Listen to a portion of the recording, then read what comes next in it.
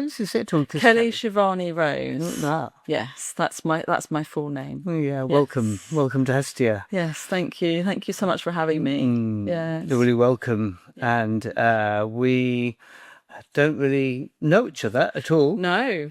From our brief conversations, we have a shared interest in the darkness. In the darkness. In the darkness. Reclaiming the darkness. Reclaiming the darkness. Yes. Yes. So maybe we'll just start a little bit, just to maybe we can both say a little bit about ourselves. And, just so that people know, what it is about darkness for us, and what else we do, and how we came to it, and flow into it. Yes. You can go first. I can go first. So I do one-to-one sessions with people.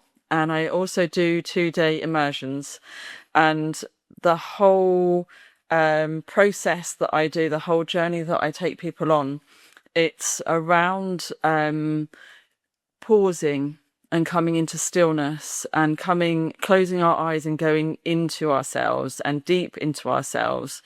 And you could say that is our darkness, that our inner world is our darkness, perhaps, but it's the process is about going into something that has been pushed into the darkness and suppressed and kind of rejected in ourselves.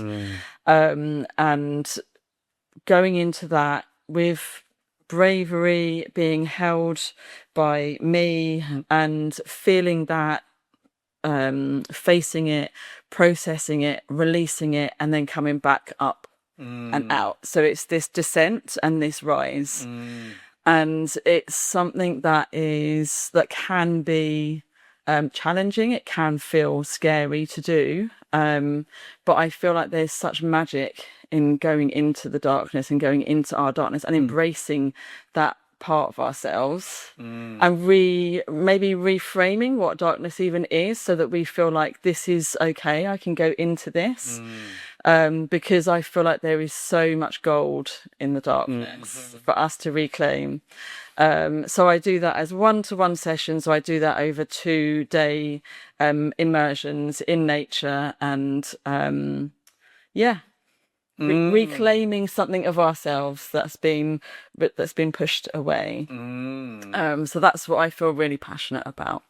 Amazing. I want to ask you all about this. So many interesting bits about it. Maybe we'll flow into it after this. I can dive into this creation of yours. It sounds amazing. Yeah. So first time I heard of darkness, I was like, I want to do that immediately. It was just like, yes. And I think the darkness has always been, without wanting to make it about women or females, it feels like the feminine to me, the dark internal states, and all of everything that I do is around the feminine, and I think that goes back right into my past of this separation from my mum, aged 3 months old, and this intrigue, but the shadow work, which is kind of that whole everything that's in the shadows and hidden, and the darkness, and all of the work with Mother Earth, and this earth work, and the plants and her creations in this way. So for me, I first did it with a man called Barry, who was a Taoist master, classic Taoist master name, Barry, and who lived in North Wales. And it was, I just felt like I was going home in the darkness. It felt like some part of me just went, and it was just like climbing back into the womb or something, and it all just went away. And that was really amazing. There were some bits that I didn't quite gel with, and so I tried other things. I tried with the masks as well, with the Sacred Trust, and I tried with some lucid dreaming work, and I tried solo work like this, and it was the closest actually. And then I decided that nothing was quite what I wanted, so I started creating it for other people. And as with any creation, that it's a co-creation. The people who come tell feedback, and it becomes really, it becomes a co-creation all of this way. And eventually it became breath, rebirthing, which is another one of my passions, breath work. And the idea for the rebirthing is to try and re-breathe the first breath through time and time, so taking people back into the womb and into the water. And but the back of my mind always is, I would love to be able to create simplify it completely, instead of filling the space with activity, to just allow the medicine of darkness to show people the mirror of themselves, and that principle of self-healing that happens when you create the right safe space. Yes, exactly. And it's that I came to this really deep understanding that you know, we all have it within us to, our bodies have this body intelligence, and we all have it within us to self-heal. And really it's about the creating the space and the environment and the container for people to feel safe enough to go into themselves and to trust themselves. And it's about trusting themselves within this darkness rather than fearing it.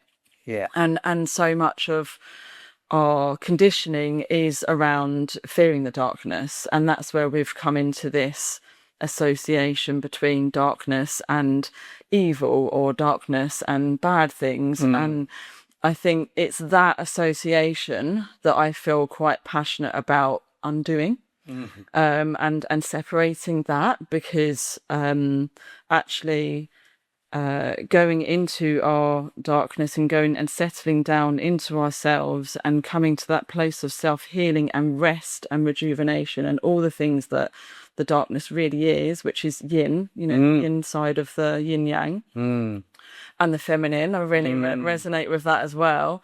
And it's, rather than it being this thing that we fear, it's actually this thing that is there for us to nourish us and to rejuvenate, and to allow some things to die, because that is that side of it. And it's not death as in something that's horrible and painful and to be feared. It's death as in letting go of something that isn't serving you anymore. So when I do this work with people, we're looking at pain, and we're looking at belief systems and defense mechanisms that have been built up because of their traumas. And actually 20 years later in their adult life, those belief systems and those traumas aren't actually serving them anymore. So going into the darkness and allowing those things to die away actually is that's where you can really reclaim the thing that has been rejected from that trauma. So we experience the trauma, and then I see it as a part of our soul is kind of splits off and goes out into the darkness, and then it goes there to rest and rejuvenate, and to, if the mother was allowed to do her work, she would nurture, and she'd bring it back in.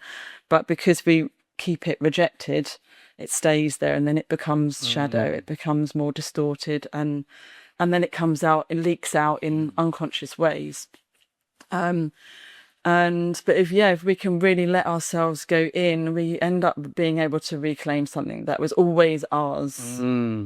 I really relate to that. All of the energy that we put into keeping the darkness out, and that there's a literal version of that in the electricity for the lights that we create to keep out the darkness, but also in ourselves, you know, this needing to be in the light, the safe space of the light, where we can see. And we can keep ourselves safe, because we can predict any danger that's coming. That suddenly when we drop into, and I love this in the Darkness Visible books, that some cultures around the world see it as sacrilegious to light up the darkness.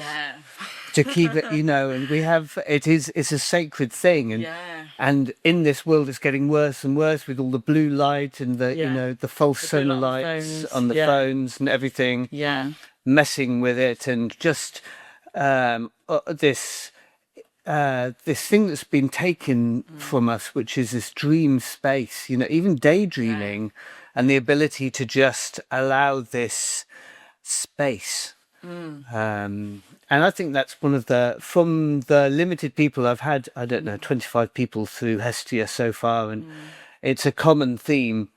It's just like this desire to get away from the continuous bombardment of marketing companies who've studied the human mind and distraction and attention,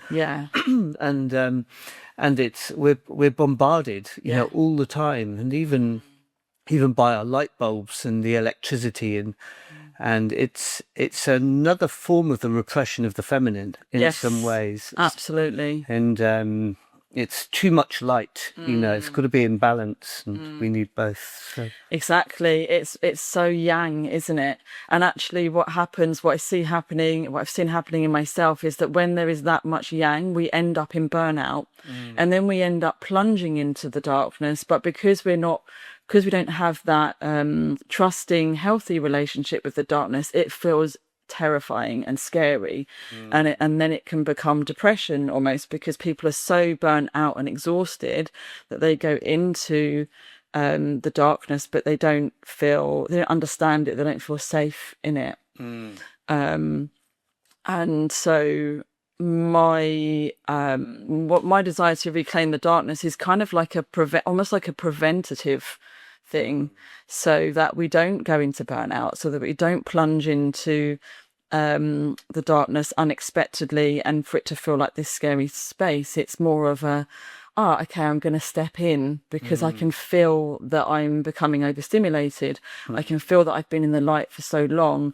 Actually, I'm going to step in because I know that that's a safe space for me. And then go into that rest, and then having that balance between the yin and the yang, the light and the dark, which I think is where it's where we feel most nourished. We have this combination of nourishment and achievement, I suppose. We're kind of balancing the two, and that's a big part of it. And I really like what you just said then about it's another rejection of the feminine, and this is where the kind of the passion comes from me. So this me dropping into myself, into my own darkness, which I've got to say actually was a lot of that was initiated when I started doing Kundalini yoga.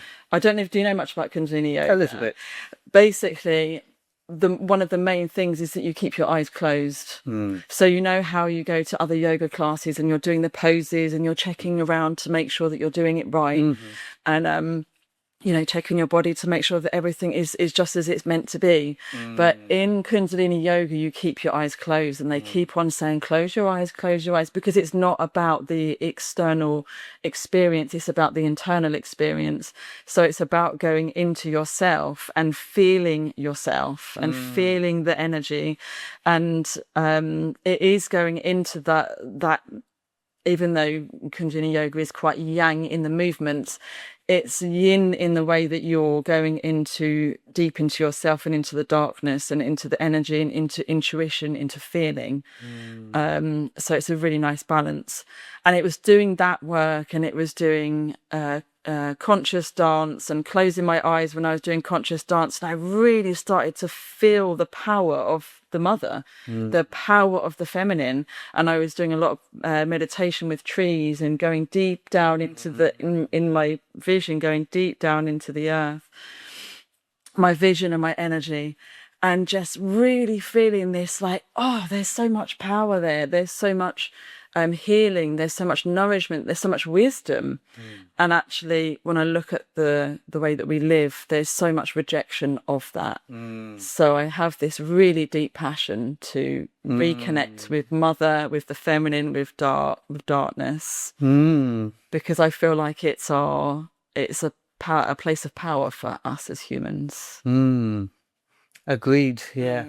And so I think in this slow acceptance of spiritual practices amongst the scientific community that has a strong influence in the West, the the research that's done on meditation, which is very similar. It's close your eyes and go inside. Exactly. Yeah. It's like almost a very beginner's form of darkness, right? And just stop. Yeah. Close your eyes, let it settle. And what do you find the darkness brings to people that you work with? Well, that's a good question. I'm going to let that one just settle in. I think what it brings is they start to trust their intuition. And they start to realize that their thoughts and their logic are not the only way. You know, our logical side and the light side, it's and everything that we can see with our eyes, all of that is completely valid. But I think going deep into ourselves and going into the darkness and starting to find trust there and safety there, I think people start to move through life in a different way. Actually, it's much more of a flow and it's much more intuitive. They start to trust their gut more. They start to, and what I feel is actually they start to listen to their soul more and be led by that rather than the mind and rather than the logic, but there's more of a balance between the logic and the intuition. And it brings a great sense of relief, actually. Interestingly, when people go on this descent and rise, they leave feeling lighter. So even though I'm saying to them, we're going to go into the darkness and we're going to go into this thing that feels painful and hard to face and to feel, and it's going to be raw and it's going to be challenging at times. Actually, when we come out the other side, they come out feeling lighter. And I mean, like, as in lighter, as in the opposite to heavy, but also lighter as in more expansive. So actually, on the other side of the darkness, there is just more light, you know? So once we can really embrace the darkness, we find more of ourselves. Yeah. And how about you? Have you had a similar...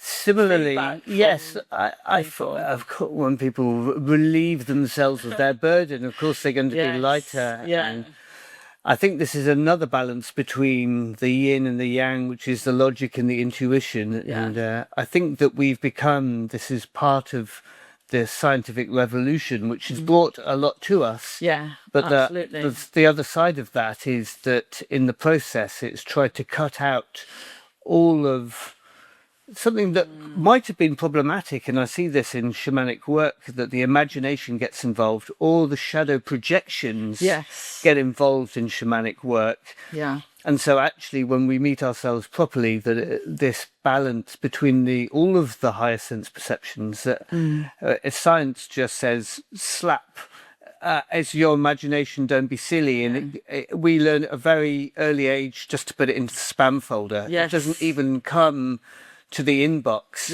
And there's something in going into the darkness is like you've got nothing to blame. No. And you've got nothing but yourself there. So you start to understand, what is this? Is this old stuff coming up? Is it my body speaking to me, or is it potentially something, a dormant sense, and I've not really been aware of this kind of stream of information? And it's almost like it's been atrophied for so long that we're starting from scratch. It's like being a toddler trying to learn to use these tools and understand them. And I see this really opening up in people, and it's an incredible thing. It really is. And when they're connected to what is coming out of them in the darkness, because that's the other thing about the darkness, it relaxes the nervous system, it slows down the brain, and it's like there's a natural self-healing mechanism that's triggered, that when we relax, we release. And when we really allow ourselves to let go, then naturally as the body starts to self-heal and shake and breathe, and bubbles come out. And I see this, and little by little people become clearer, actually. Yes. All of that energy keeping it in the shadows, and then you let it in, and suddenly you've got all of this energy back to be present with life and all that it's bringing. You're so right about that, because the way that I see it is when we have these traumas and these stresses, and a part of us is pushed out, then it's kept out by our defense mechanisms, by our belief systems, and the amount of energy that goes into keeping that all at bay. Once you really step into it and really go into it and really release, and it really is about surrender, it really is about letting go of that grasp, because we're grasping because we're scared and because we are wanting to maintain some level of control. So going into the darkness, it is about surrendering, it is about letting go of the control, which can feel terrifying.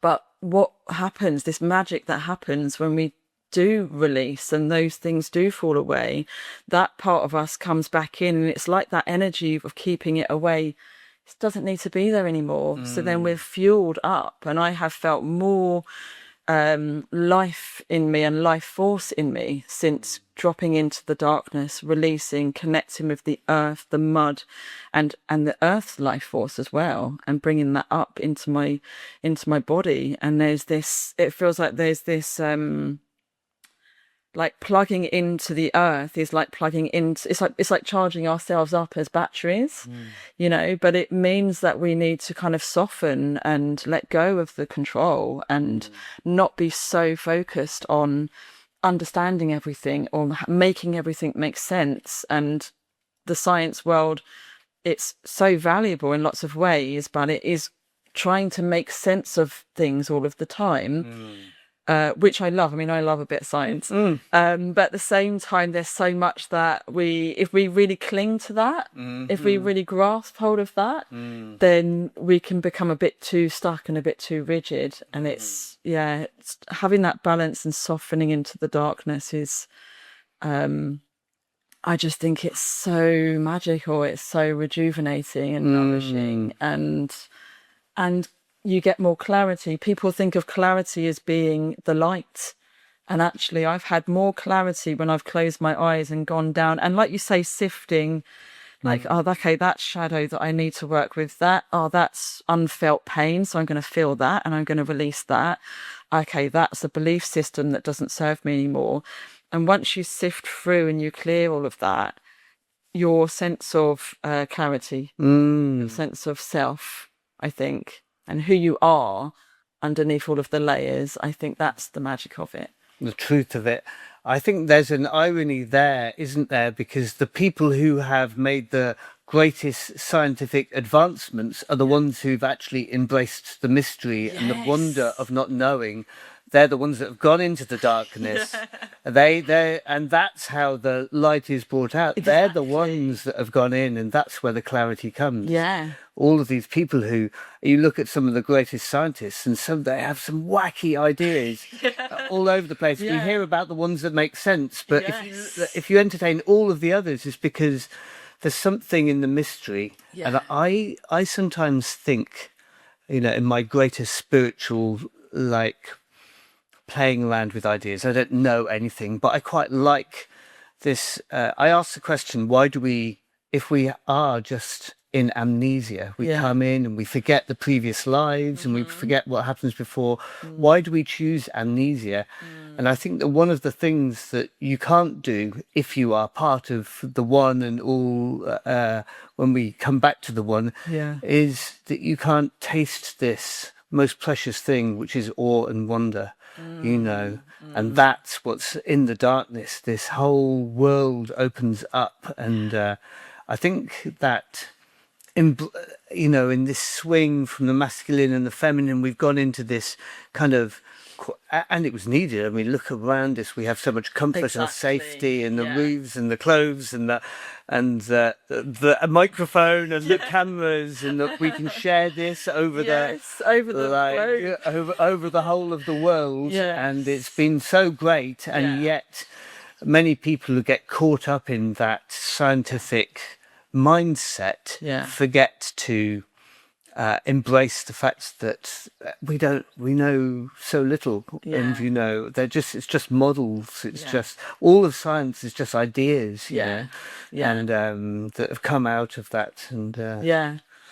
Yeah, and that's it. And like you said earlier on about the imagination, we'll push that aside because that's imagination. But my understanding of science is that that has come from somebody's imagination, and then they've decided to test it, and then they've kind of proved it, or proved it by probability. I don't know how to articulate that, but they it has come from somewhere. It hasn't just it's come from somewhere. It's probably come from their imagination, from the darkness, the mystery, who knows where. Yes, That's the part. Who knows where exactly? So, and that just what you were sharing then that made me think about the time where I went into the darkness. So not just the internal darkness, but I did a ceremony for myself because I realized that I actually feared darkness, as in I always had to have my door open a little bit, and I always,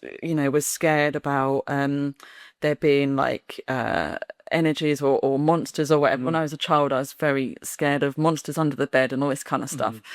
And I realized that I still had, as an adult, I still had this fear of the darkness, of nighttime. And so one of the things that I do is that when I have a fear, I really face it and I really kind of go into it. So I built myself up to going into a long barrow by myself at night and really embracing the darkness, which, I think if you're going to do that, it's good to do it with a couple of people. But I was really pushing myself to the edge, and I went there twice during the day to kind of familiarize myself with the layout. And to get a sense of the energies that are there, because in the long barrows there can be different energies, and making peace with those energies and asking permission to come in, actually. And then the third time that I went was about 5:00 in the morning in January, and it was my birthday. And so I was doing a rebirthing for myself. And so, because the cave for me is like a physical representation of the womb, of the mother's womb. And so I was wanting to go in to speak out and release things that I was holding on to. And so I went into the cave in the darkness, and I felt my way through, and I felt the walls of the womb, and I was like, it's okay, I'm safe here. I sat down and I meditated just for a little while, and then I did light it up. So I did this whole light in the cave ceremony. And then I was speaking to the mother and handing things over to her, and then I did a ritual where I was circling around and I was taking the light back out, and then as I went out, it was the sunrise. So I did all of this as ceremony, speaking the Aramaic Lord's Prayer the whole time as well. And then from that, when I was doing the integration, from that, I just kept closing my eyes and I kept on seeing the source of all. And I don't know how else to describe it other than I just kept closing my eyes and I kept seeing the beginning of the universe. So seeing these little sparks of gold that were kind of lighting up in the darkness, and then they were starting to like meet each other and then forming these pathways. And I was like, am I seeing space, or am I seeing the formation of the brain? And then I realized that there's this connection between the formation of space and the formation of the brain, of consciousness. And so what I kept on seeing then was like the brain forming these neural pathways, and then I was zooming out of myself this is all in my visualization. Then I was zooming out of myself and seeing my body, and then it was going further out. Then I was seeing the earth, and then further out, and I was seeing space, the cosmos. And then once I got to that bit where it's the whole of the cosmos, I was coming back into my brain. And it was okay, it's this loop of consciousness. And we're all part of that, this web, this divine web. So, and that's what came from going into the darkness, as in, the actual darkness, not just inner darkness, the outer darkness, sorry.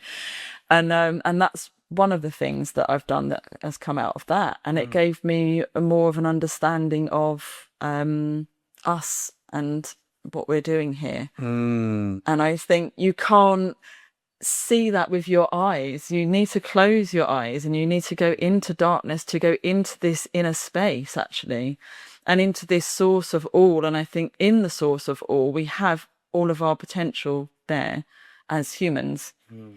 So when you say the scientists went into their darkness, they will have tapped into something that is in source, that is our potential, and then they've brought it forward into the light. Does all of that make sense? And it really resonated. I had a very similar vision in some deep shamanic work. Yeah. That if you go out far enough, you end up back in. And also with time, if you go forwards far enough, you end up back. Yeah. And this cyclical, and there's something very empowering in that, because it's almost like with the Ho'oponopono, which is also this way of that Dr. Len was able to heal other people without meeting them by doing the work inside on himself. Yes. And that's a great empowerment, that by doing our inner work, we help everybody and everything all the time. Exactly. And that's the place which is like when we look out at the world and we feel disempowered, which is an amazing thing. And so I really relate to that, that sense of expandedness that happens in this in going within. Another real beautiful distinction in the yin and yang as well. There's something in the yang being this seeing and understanding, and and there's something around beliefs that are in there. But in the feminine, it's much more about experiencing and knowing. And there's something, the alternative to belief is then faith. And it's one thing reading in a book that if you go far enough out, you end up in, and if you go, far enough forward, you end up back. Yeah. But if you read it in a book, then it doesn't, your beliefs the internal beliefs held in the subconscious are actually more important when you meet that moment of death. That what you actually believe or fear underneath is there. But when you have an experience of it, then it's this faith, which is not something that is negotiable. No. And nobody else's belief can really knock your faith. No. And it doesn't matter what you believe, because that faith inside is what you carry and what affects your actions and how you do what you do, and the ability to ultimately drop into peace and be able to witness the dark and the light of all of creation and these swings, and there's something in that experiencing it which is so deep, just drops somewhere else. Yeah, absolutely. And I think what you've touched on there is this, because I think both of us really value the somatic therapy side of what we do.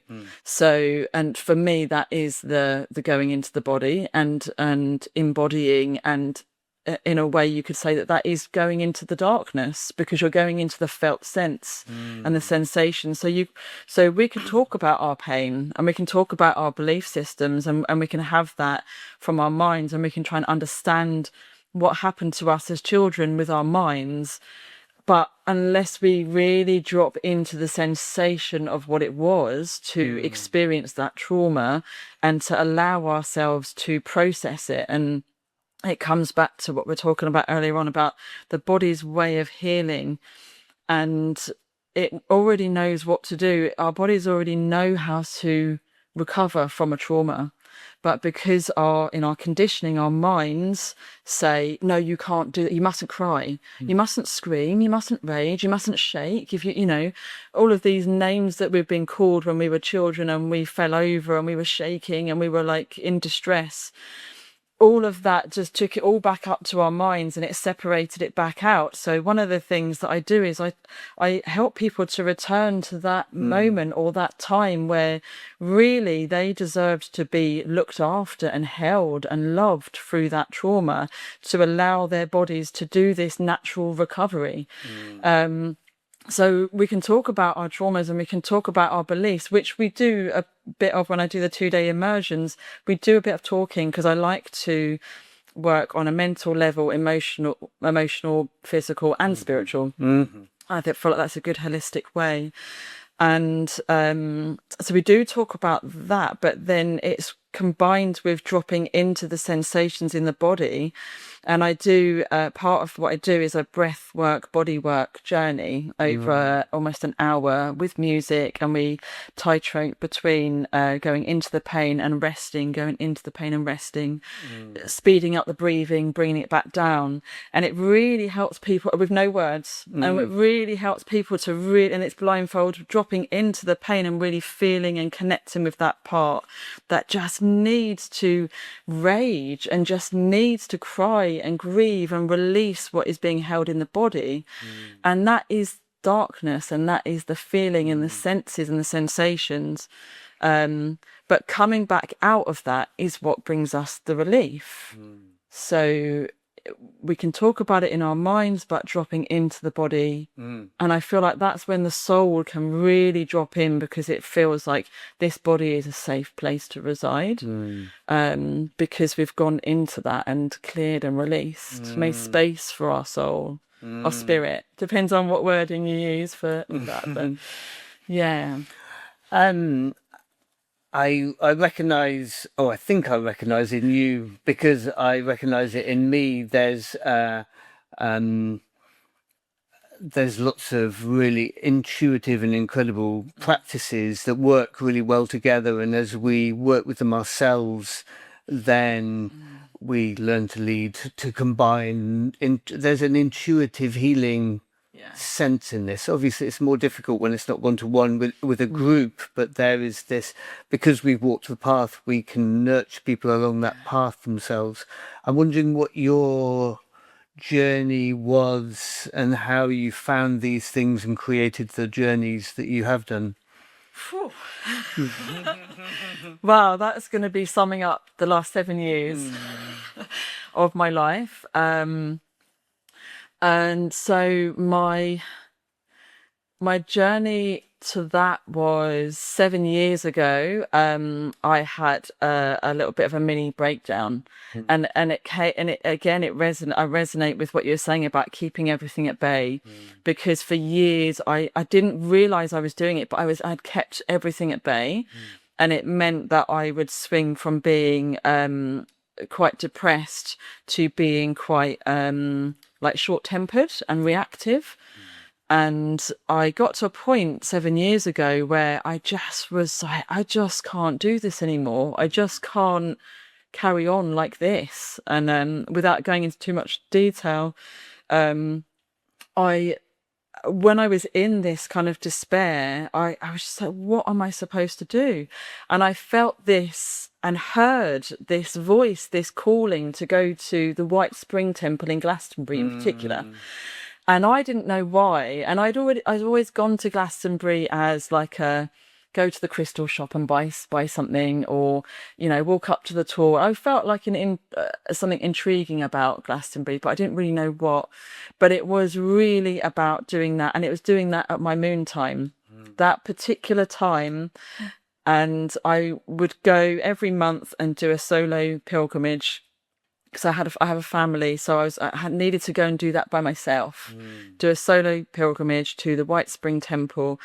And I went in and I didn't know what I was doing there, but just being there, being in that energy and being in the darkness and softening slightly, I just started crying, and I just cried and cried and cried. I didn't realize how much grief I was holding on to.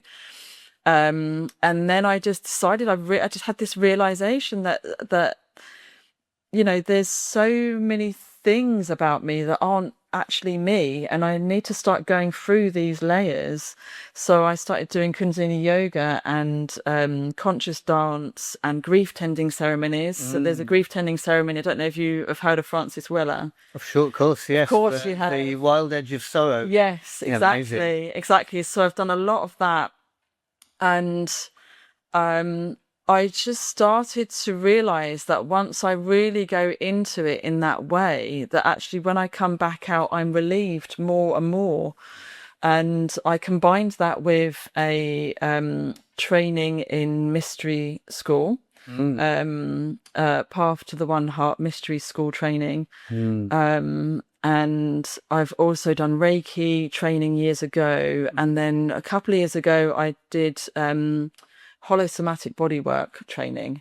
Right. So I've done, I've kind of over the years, I've kind of gone through my own personal journey, walked my own path with all of this, but as well as doing training. So I've had teachers and guides, and then I've had my own kind of journey with it. And then it's just combining it all together.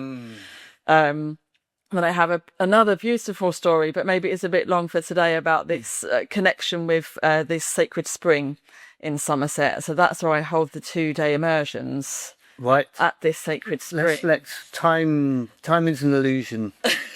If it feels in flow, let's not interrupt. Yeah. What's the name of the spring? Dolting. Oh, no. Dolting spring. And so this is when I started to go into the darkness as well, what it was combined with was my connection with God and Goddess or Spirit, the divine. And then I had my marriage fell apart, and I went into this massive trauma where my sense of safety was completely taken away.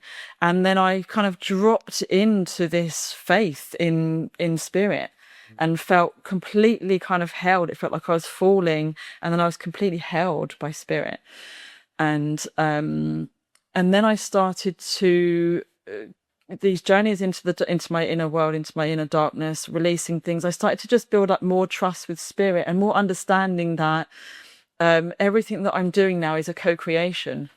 So actually, it's not just me, Kelly, the ego, that's doing this. It's all guided, and I've learned to listen, and I've learned to take the steps one step at a time, and to trust.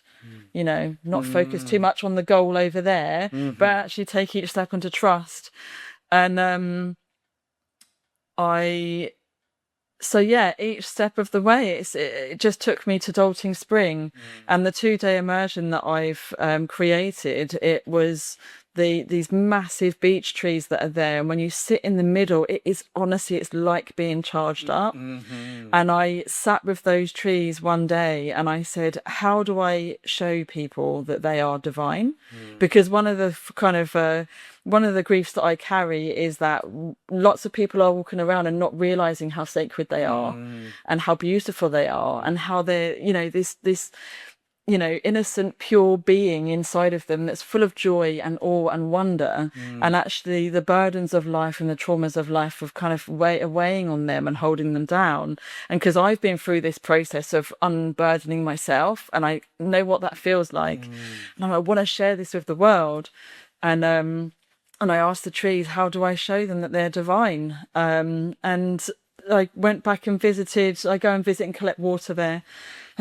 And I just kept seeing these visuals and these visualizations of how it was going to be.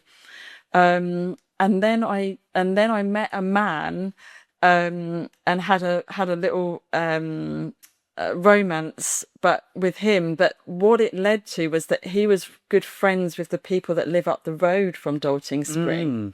And so we do our practices up at the venue, and then we walk down to the spring and we do ceremony, and then we walk back up and we do more practice.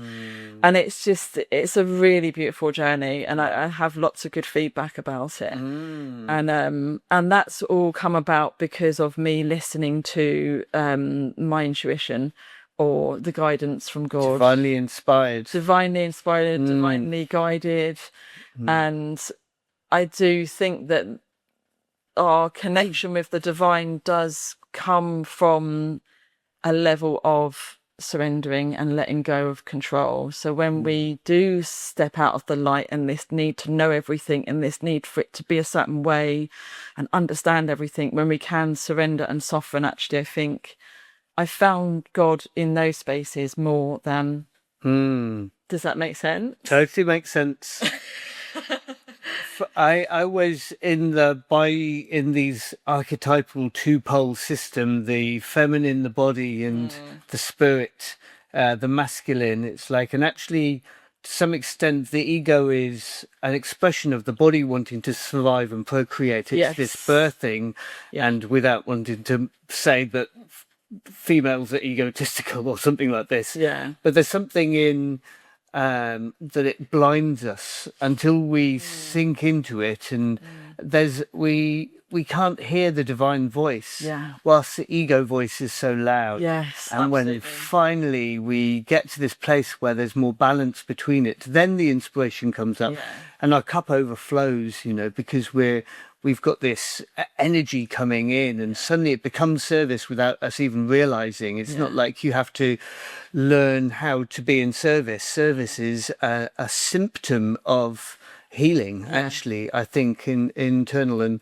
just by going and choosing to honor and listen, I think there's a certain amount of... people talk about spiritual bypassing, but actually most people are mentally bypassing their bodies. And there is this bypassing, so we listen, and it's fears. It's almost always fears, the mind, because we're surviving, and then we're surviving our parents and our family unit, and then society and the pressures, and we just have to, work hard, look good, socially stay safe so we don't get rejected. Exactly. And then we get to a point where it's like, I've created this set of rules, this algorithm, and it's just stopping me from being connected to, so many people are just in such a bubble as they walk around in the world. And there's something for me as well in the, this coming into this consciousness that's everywhere, and this relationship to the universe where, to let go of all of the craving, the Buddhist way of saying, let go of this needing, wanting, striving, because I have way, way, way more than I need. And what a bounty. And just to settle into that, and in that moment, not closing to the magic, but even using that. How can I use all the bounty that I've got in this moment to dedicate to listening to the universe and what it's offering me in each and every moment? And like you're saying, the goal is the next step, and the next step is being shown in each and every moment by everybody and everything, and every bird song around you. And there's something in this opening, and it's kind of, for many people, it's like they don't understand this word spirituality, but it's just quite simple. It doesn't need to be religious or talking to the unicorns. It's just this relationship to the world around you, and seeing everything as potential gold and as a gift, to be processed, so that we can come into a deeper connection with how we can weave our single thread in the tapestry of life and contribute in this way. And it's like so life becomes full when we open our eyes to the world around us. And so really, and great, because then we just become servants of the divine. It's like we don't have to think about it. It's just come, and it can feel like inspiration. It can feel like ideas, but who knows where it's coming from. It's maybe finally we can hear the ones that care most, the invisible ones, just kind of nudging us in the right way, so we can co-create this Yeah. future Yes. that our children will grow up into, do our little bit in our little corner. Yes. And Yes. Live as these divinely embodied beings that I just see as having such great potential. And I think that I see people underestimating the potential of humans, and understandably, because when we look around or where we're trying to survive in this system, it can feel so heavy and such a burden, and the idea of it being something else seems out of their reach. And that saddens me, because like you say, it's when we can flip this way of being, because what I heard you saying then was about the craving, and I see that as the these kind of nervous systems that are so kind of stuck and hypervigilant, that they're just trying to grab and take what they can from life in order to survive. So there's no judgment on that, because it's all come from trauma. It's all come from ruptures in our childhood where we weren't taught that we could be held, and that we were going to be loved and nourished and looked after. Whatever kind of happened in our life, when we don't have that those parents or that family or community or the tribe around us, we have these traumas and we have these ruptures, and we go into this, right, I've got to go out and grab and take what I can from life. And when you're saying about when you can flip that and you become more fulfilled, and I closed my eyes and I just saw the vessel. I saw the vessel of us as having. So part of what I like to do as well is to kind of accumulate, especially with women, this sense of our wombs being this vessel, this cup, this the chalice. And once that cup is flowing, it's just outpouring. So this service to the divine, it isn't like sacrifice. It isn't like something's being taken away from us. It isn't like we're submissive. It's actually that our cup is so filled, it's overflowing, and it's switching it from taking and grabbing to settling back and receiving. But that takes a level of trust, that takes a level of letting go of control and trusting that the divine is going to give to you and that you are going to be nourished. And it's really hard sometimes when we live in this system where I just had a massive car bill from my from the mechanic, and I was just like, how am I going to make that work financially? But it's that, and it's but the more that we can go into the darkness, the more that we can work through our traumas and really let go and release them, the more we can let in our soul, the more we can connect with the divine. We flip the dynamic, and we become receivers of this overflowing love, and the life force from the earth is overflowing. The love of the divine is overflowing. So it's just about becoming these vessels to really allow ourselves to receive that, to feel like we're worthy of receiving that we can. Yeah. Really, actually, that's the place I find myself as well, like, overflowing with love. And I think that the ones I find it most difficult to love, generally the ones I don't understand and I don't know, the ones on the screens, or the people, maybe psychopaths or something like this, who are the ones who are the most wounded, the least attached, they can't even feel humans, let alone the world around them, and what a hell to be in. And I think that that's another part of going into the shadows and into the darkness, is when we actually truly allow ourselves this to meet ourselves. Then the only thing left is love and compassion, and I take a lot of inspiration from the feminine. There seems to be more connection with themselves and their body, and there's an authenticity that comes out, and an honesty about the darkness, and this ability to connect to it, and I've learned a lot in that way, and to be able to actually not be afraid to hear my own truth, and in time, and as soon as I can allow myself that darkness, in that, the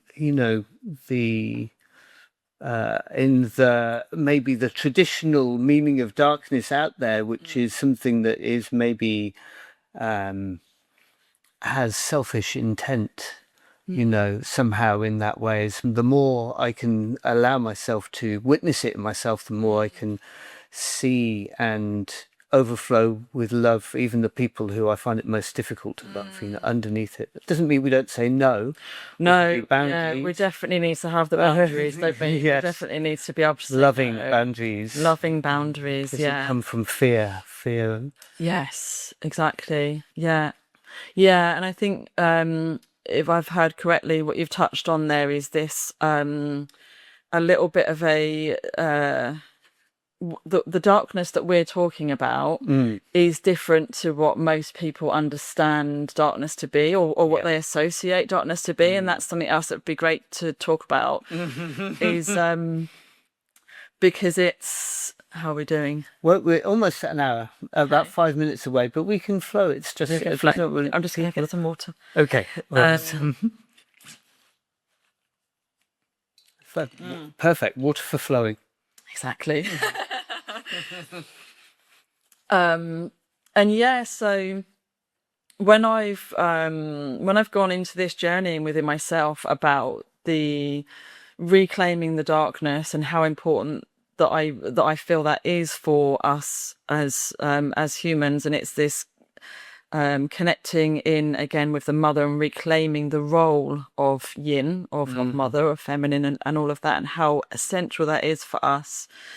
I have experienced a lot of kind of disbelief. So the more that I've understood darkness, the more that I've experienced this kind of disbelief, and also rage, to be quite honest, about how severed we have become from it, and how I don't want to kind of go into it too much because I don't want to go into blaming, but how it feels like there was this intentional severance with the mother in our history, and with the earth, and demonizing the earth, and demonizing the feminine, because it holds such great power, but not power as in overpowering people or trying to control people, but power as in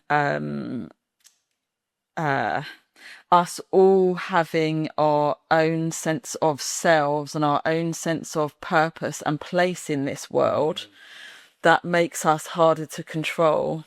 So this severance of our relationship with the mother, it feels like that was intentional in order to put in programs and conditioning in order to make us easier to control. So I think this association between darkness and evil, or darkness and bad things, I really would love for that to be separated out. So when we talk about, we're talking about someone and they've done something that's hurtful, they've done something that's bad, and then they say, "Oh, that was a really dark thing to do," and I would love for there to be a different wording around that, because to me that's not a dark thing, that's a shady thing, and it's a thing that has been done out of our unmanaged pain and out of our defense mechanisms and out of our programs. But to me, that's not darkness, but it is linked in a way because parts of ourselves are pushed into the darkness, but it's when they are kept there that they become distorted. So it's more that we are hurting each other, we're being violent, or we're going into addictions because of our pain and because of our distortions, because of our wounding. It's not because of our darkness. So I don't know if you can speak into that a little bit more as well, about how actually darkness isn't evil, that there's separate things, or darkness isn't violence and bad things. It's a separate thing. I don't know if that resonates. Yeah, with you. well, I go all the way in on this one, Yeah. and the demon comes from daemon, which is the familiar, which is actually, it's like the power animal. It's like the thing we're inseparable from, that continues to, is willing to hurt in order to heal. It's like this. It's like this counterpart that will continue to remind you, the demons are all angels in disguise. When we fear the demons, like Satan is the adversary, and we need the adversaries. And like there are all of these archetypal things all the way littered through it, life, and we need this dance. And yes, pain, I love in the words of Khalil Gibran, when we really understand the all of the gifts and magic of our life, the pain seems no less wondrous than the joy. When it all comes to us, everything becomes a gift. Yes. And everything arrives to us. And I think we choose our pain as well. People think they're bad at manifesting, Yeah. but they actually really good at manifesting. They're just not willing to admit that they're manifesting, like in this kinky way, the crap. And I know from my rejection wound from when I was 3 months old, I recreate rejection in my life, and it's like, what's going wrong? And it's actually exactly what I need to be able to go and heal that. And all of everything that comes to me now is golden. That's the alchemist's hat. The lead is gold. Exactly. And the same thing with the demon, even the devil with the horns, and that's Pan. Yeah. That's like come from Pan, who's the nature spirit, and he's mischievous, and he will, if it, like we got play around and trick you if he can. Exactly. Who's going to win the battle? Ultimately, Mother Earth she just goes, yes, and we're all gone. It's like, that's the thing, like I think for sure, I love this Buddhist reframing of good, bad, or evil, and there's just something about helpful or harmful, and which is more helpful to me, less harmful, and because I'm not in this fear state, this detachment, and just really connecting to all of it, and seeing the wonder in. Even the test is like, can I see the wonder in the carnage of war, or one of the things in the telepathy text, this series. You spoke about that. Is that with the autistic children? The non-verbal, but except they've reframed it now in non-speaking, because they do use spellers. So non-speaking autistic children who spend their time like in a telepathic land, and they meet on the hill, and this thing, and we're like, there is such a sad thing that's happened with these children, and yet maybe these are the people who are going to be the translators from the spirit realm through to us, because they seem to be talking about God and other different things. And it's like mind-blowing.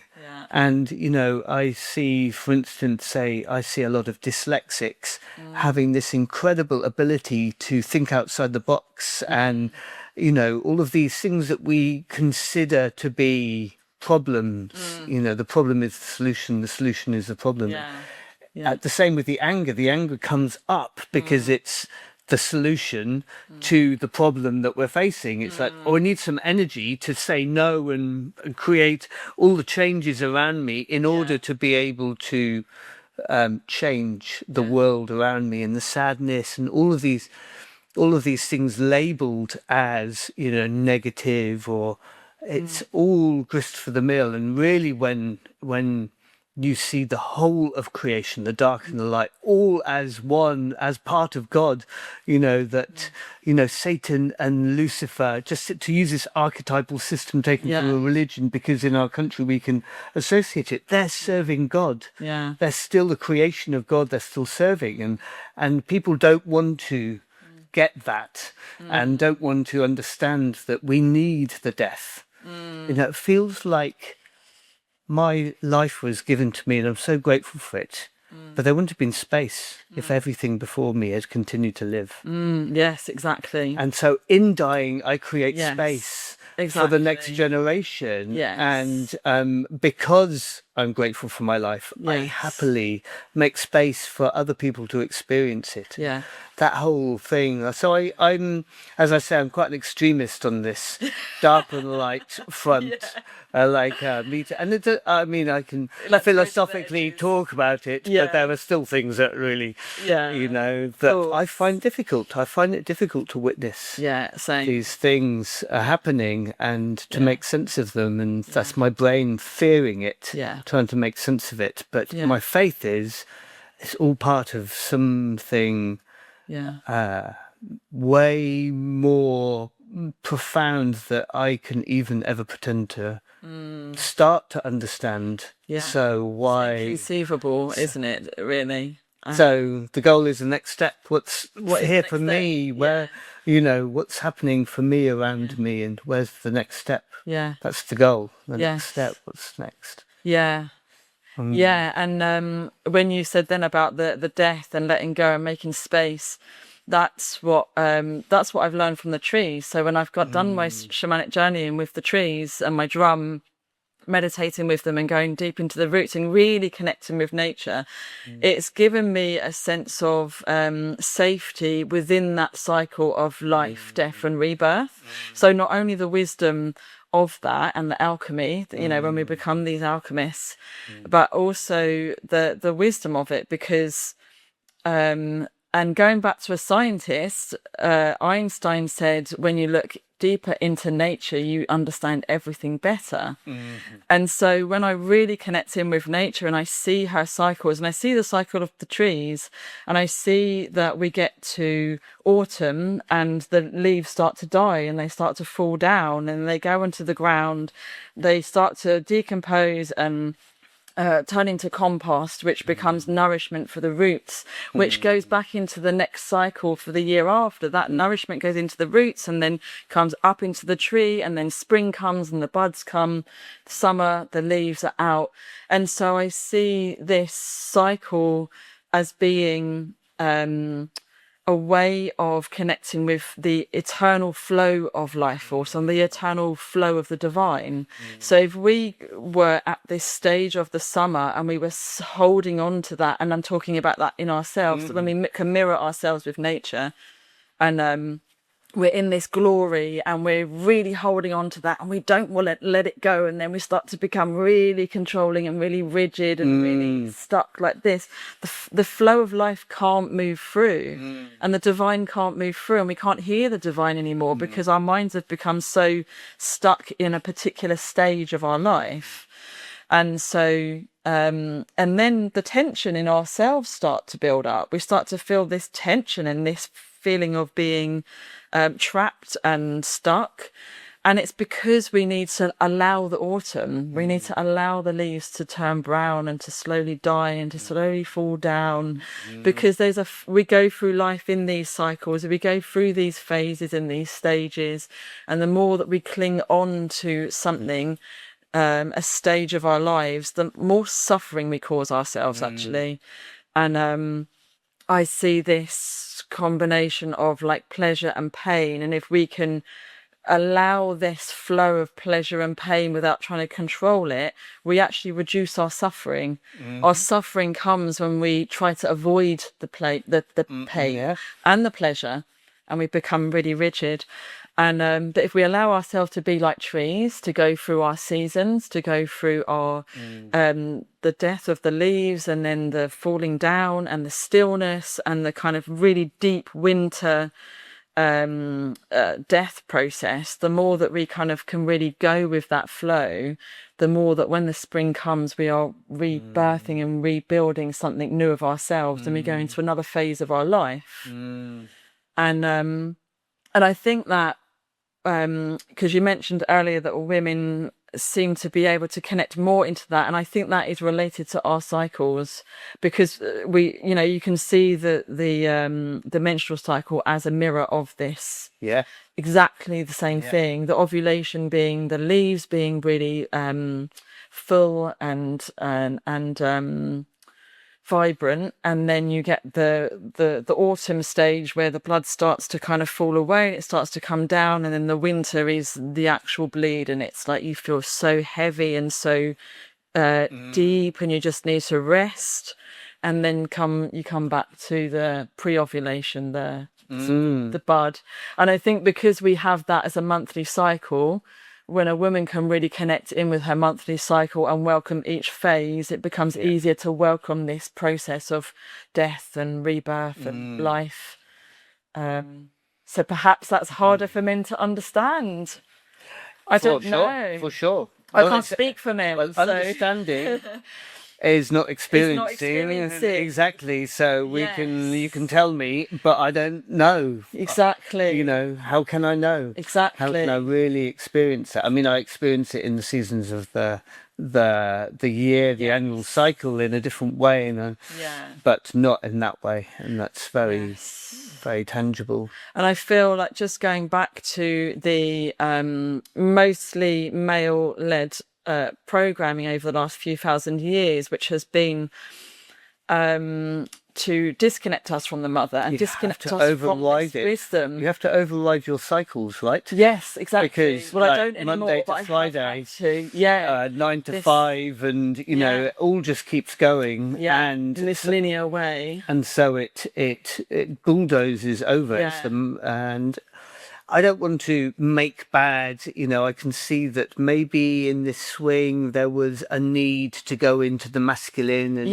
all the things, and absolutely, and this, you know, and that is swinging back the other way, and it's exactly what's needed. We're coming back because now we, you know, maybe we were too deep in the earth, and actually it needed the light, and then we're going into the darkness, and it's just there was greater seasons, including the patriarchy and this this patriarchal religions, and this, which actually in some of the studies allowed us to grow as communities, this kind of that it was seen as the factor that allowed us to get beyond a certain amount of people, because it was this belief that was held that allowed people who didn't know each other to interact and have an understanding of each other when they came. So all of these things played a role. Like a common thread to have that religion. It was like a common thread between shared values, and exactly. It's not about wronging.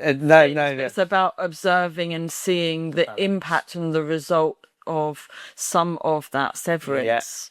It's taken us, like you say, it's a pendulum swing. It's taken us a bit too far away. But we can choose our pendulum swing to bring back the darkness. This is the balance that we can do. This is what we're doing. Too much light. And if you've got that, the people who are really cool to darkness quite often are just like, it's just want this to all quieten down, and just this darkness deficiency, this kind of craving, this like a vitamin or something. It's like you know, you crave certain foods when you're deficient in a nutrient, but some part of us craves to just go and properly get winter, or get the rest period in the moon cycle, or it's like I've got catch up. I've got like 10 years of moon cycles that I've not been able to rest on. Exactly. I've done a lot of that. A moon cave to go into, just like thank God it's all just shut up. Shut up. Yes, quiet down. And it's like I see it as like the day as well, between day and night. So we go out in the morning and we go to work, and we produce and we do our actions and we do our things, and then we come back home and we rest. And it feels like the last 2,000 years, it's like we've all been working. Yes. You know, and it's like, and it's great because look at what we have. We do have so many incredible things that you know, I don't want to take that for granted, but it feels like, okay, we've done all this work, and now actually maybe it's time to balance it with the coming home and resting and going into the darkness and allowing ourselves to be rejuvenated, and then starting that cycle again, because how much more could we create as humans if we allowed ourselves to come in and to release what isn't serving us, and then to reclaim something that is there, this piece of gold that's just waiting to be discovered and to be brought back out.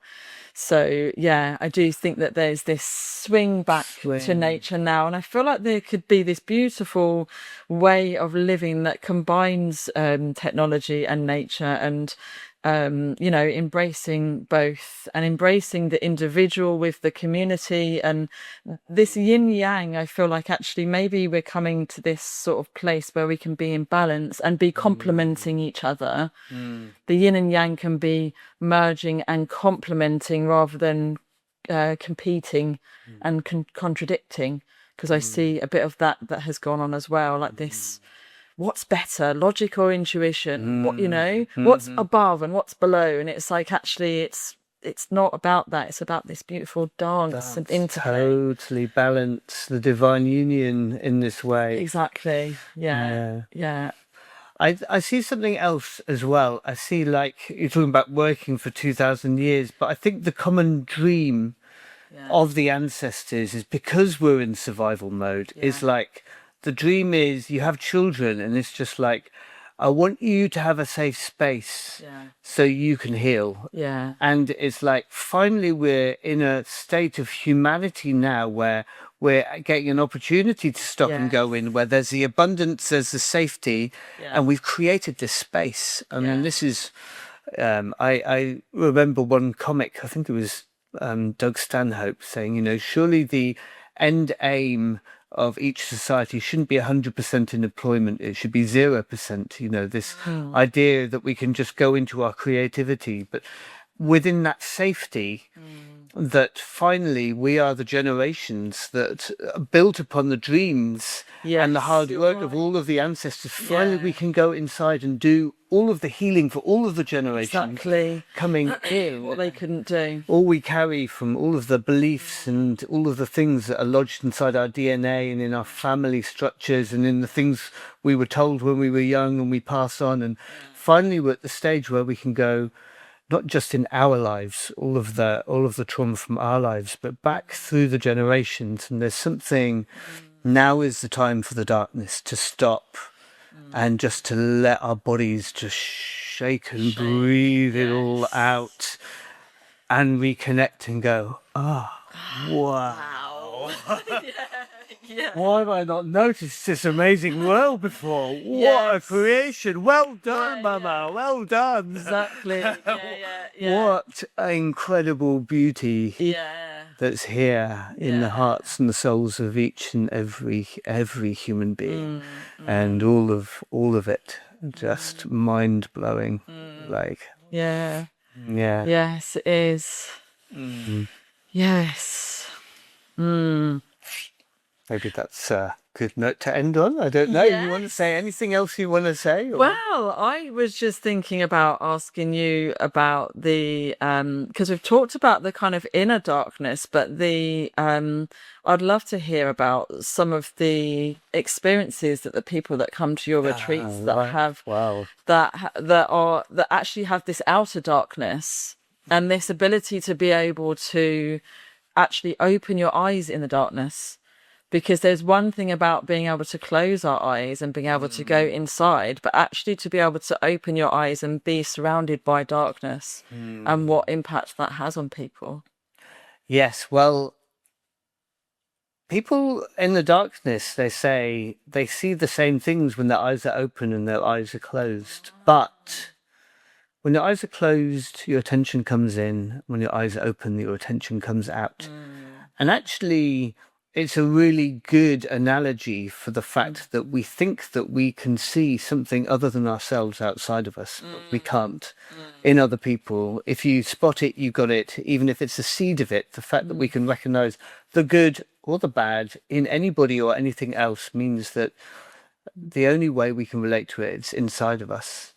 So there's something in the mirror that happens in this way, that people are much more connected, or we hope, because it's a space for self-healing. Some people at different stages of this shadow understanding and realization of their relationship to the world around them. People come at different stages, but something else happens in the physicality of it. Something happens when your skin isn't getting light as well. Right, okay. And it changes the way the darkness really envelops you, and it changes the depth that you go to and the speed in which you go into that, and the womb space, and how quickly what is revealed. Because Yeah. when we look outside, when you have your eyes open in this way, and looking outside of yourself, you're much more likely to pick up on things that you've never seen or understood, seen or perceived before. They're in the plethora of higher sense perceptions, from the telepathic skills to being able to, with the remote viewers, going into maybe the Akashic records, or the astral projectors being able to travel with their light body other places, or to be able to feel inside myself what you're feeling in you, this kind of sympathetic resonance, or to be able to see energy or feel, or all of these. There are a plethora of things that are blocked out by the light. Yes. And when we open our eyes, then we start to open our eyes to what could be coming in, because we paying attention to the outside world. Yes. So different information is coming in. Yeah. And I think that's really valuable. Yeah, Actually, absolutely. Yeah. because it's not necessarily, I don't think darkness is just the absence of light. No. I think the absence of a light allows everything that is emitted or obscured by the light to come in. And so there's something very different about doing it without a mask. And there's always little leaks, and we used to get itchy eyes. Yeah, and exactly. There's always that possibility of the light coming in, but when you know that it's complete pitch black, you can feeling really of like it on there. drop And into that. I mean, it's definitely better than nothing, for sure. It's it's great. But if you're going to spend days and days, like people who come here are doing when they come to the hotel, actually the total absence of light really is the only way to do it.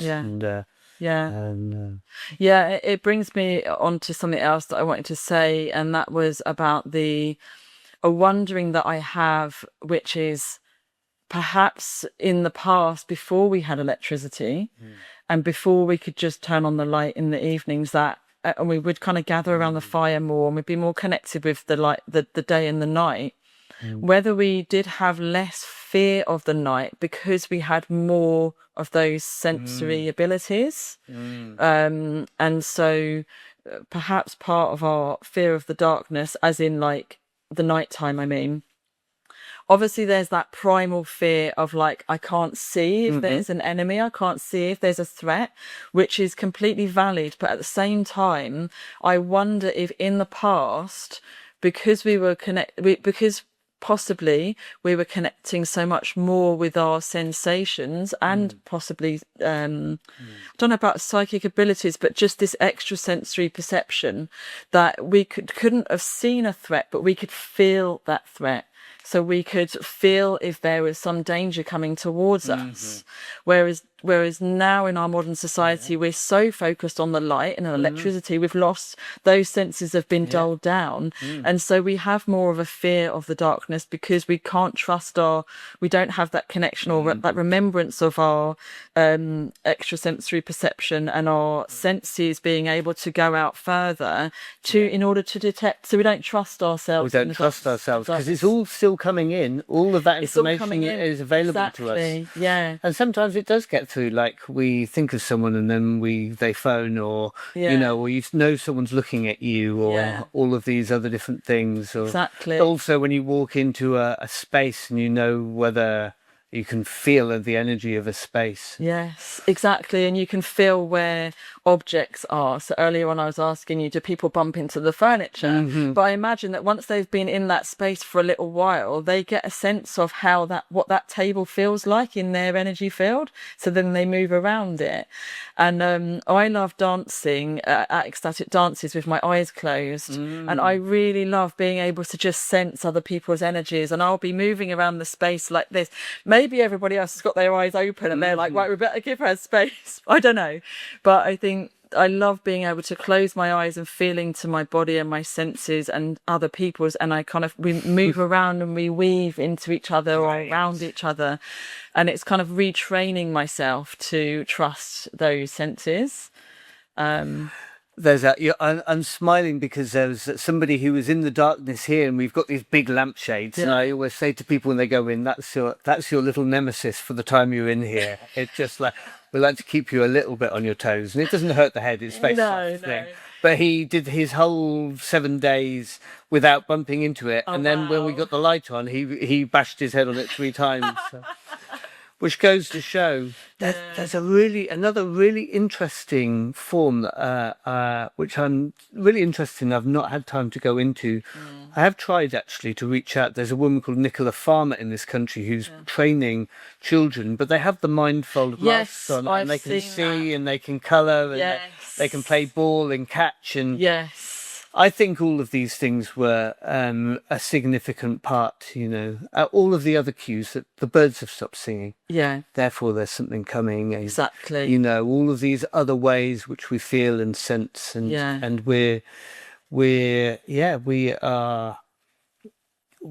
suddenly put ourselves in the cage of these 5 senses. Yes. And there's so much more. It makes me think of the Jedi trait. Part of the Jedi trait in Star Wars is having the blindfold on, and then they're firing at her. And she's like, and it's like, and the children who have these, I've seen that as well. The children that have the blindfolds on, and they learn to trust their other senses, and I think that's another gift of reclaiming the darkness. So I guess I just wanted to kind of add that in as well. We do in that, because we do the Darkness Hotel, but we do these retreats which are communal. The whole house is blacked out, as opposed to just a cell in a room where you're fed through the door.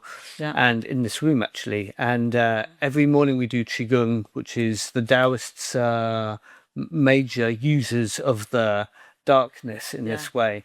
So we do Qigong. There's some balancing exercises, but we use our eyes for balance. And because we're used to using our eyes for balance, we've forgotten how to use our internal senses for balance. And so to begin with, people can't, because they're